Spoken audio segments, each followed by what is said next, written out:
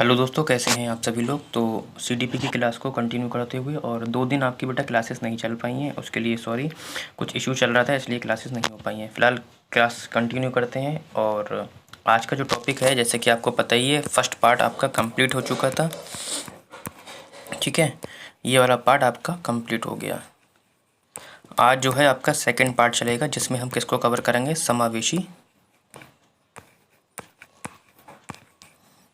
शिक्षा को कंप्लीट करेंगे। ठीक है, बाकी किसी भी क्वेरी के लिए आप लोग व्हाट्सअप कर सकते हैं, पीडीएफ के लिए टेलीग्राम चैनल ज्वाइन कर सकते हैं। ठीक, समावेशी शिक्षा किसे कहते हैं समझते हैं इसे।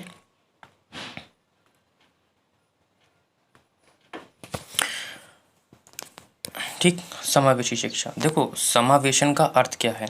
समावेशन का अर्थ बहिष्कृत ना करके अपितु सम्मिलित करने से है, यानी कि अलग अलग ना करके सबको एक साथ मिलाने से है, सम्मिलित करने से है।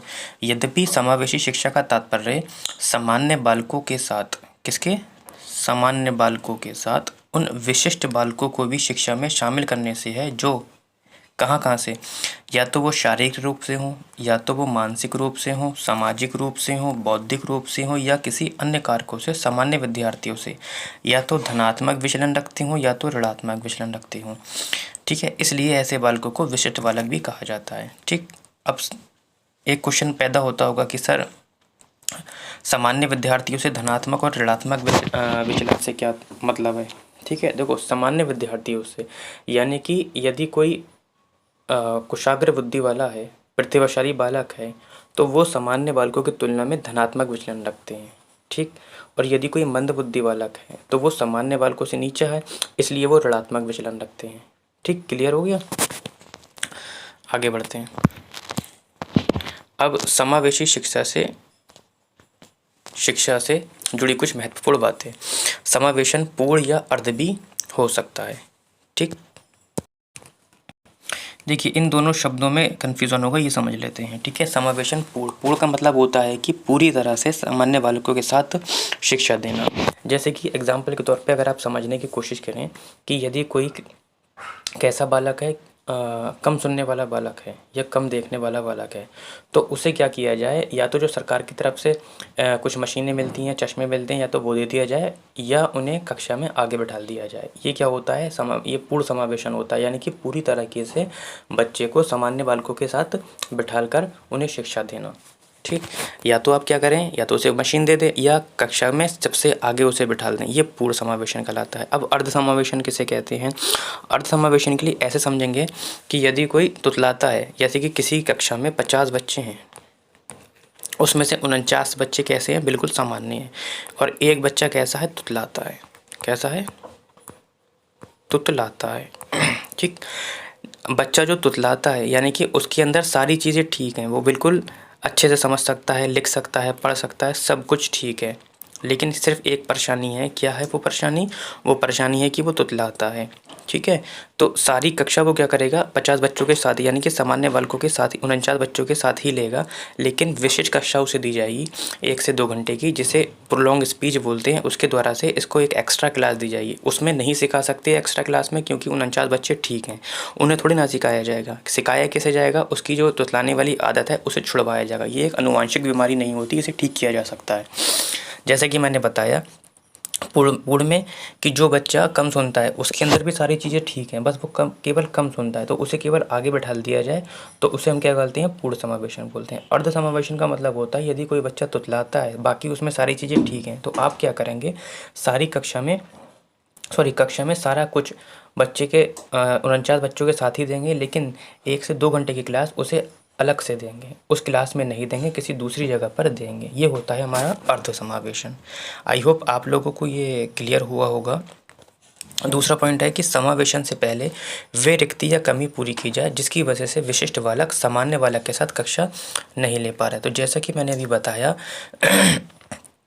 कि कोई भी विशिष्ट बालक हो, चाहे वो किसी से भी ग्रसित हो, शारीरिक हो, मानसिक हो, सामाजिक हो, या कोई अगर नहीं देख पा रहा है तो उसके लिए चश्मे का इंतज़ाम किया जाए, यानी कि कम देख पा रहा है, कम सुन पा रहा है, मशीन का इंतज़ाम किया जाए, मशीन नहीं है तो उसे आगे बैठा लाया जाए।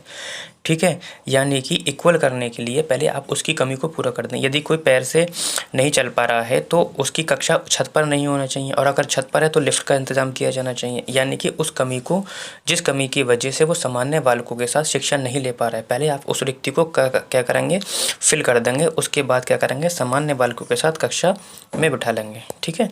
समावेशन में भी कक्षा या स्कूल समान नहीं होगा। बिल्कुल, समावेशन का मतलब क्या होता है, समान शिक्षा।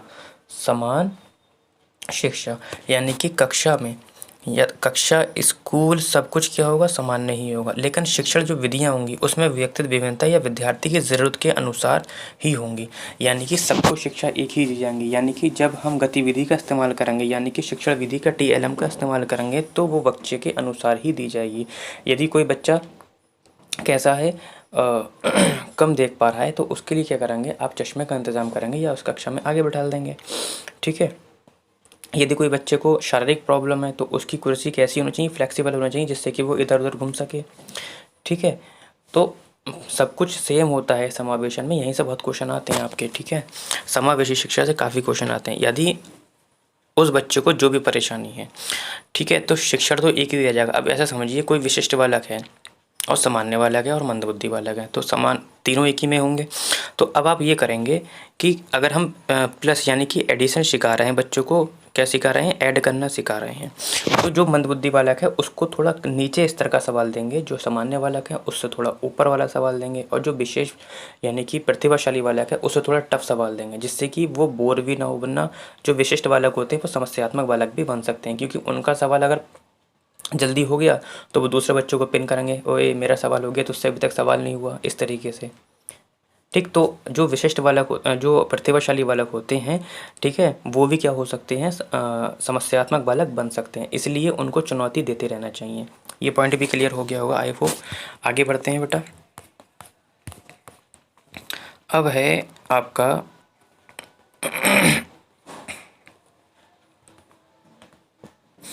समावेशी शिक्षा के पक्ष में तर्क।